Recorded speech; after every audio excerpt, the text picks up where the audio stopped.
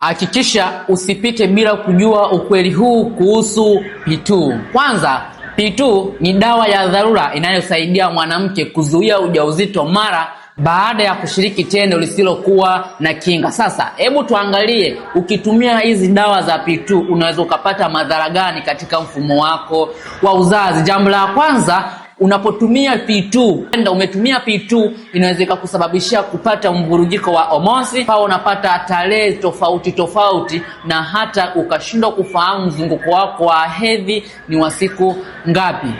Athari nyingine ambayo unaweza kuipata ni kuchelewa kupata hedhi ama kuwahi kupata hedhi, lakini pengine unaweza ukapata hedhi chache sana, yani vitone vidogo sana vya damu. Lakini pia unaweza ukapata maumivu makali ya tumbo chini ya kitovu ya mara kwa mara, kichefuchefu, uchovu usioisha. Haya ni athari ambazo zinaweza zikakutokea kama umewahi kutumia P2 ama uzazi wa mpango. Ikiwa unafahamu umewahi kutumia uzazi wa mpango, unapitia changamoto katika mfumo wako wa uzazi, wenda unashindwa kubeba ujauzito, basi Kennedy na Afya Uzazi amekuandalia package ambayo itakayoweza kukuwezesha kuimarisha mfumo wako wa uzazi. Lakini kama unashindwa kubeba ujauzito, utakuwa na uwezo mzuri wa kuweza kubeba ujauzito, kwani hii package itakuwa imesha kuboreshea mfumo wako wa uzazi kuwa imara. Usisahau kucomment na kufollow account hii ili uendelee kunifuatilia mara naendelea kutoa klipu hii katika ofisi ya Dr. Kennedy na Uzazi.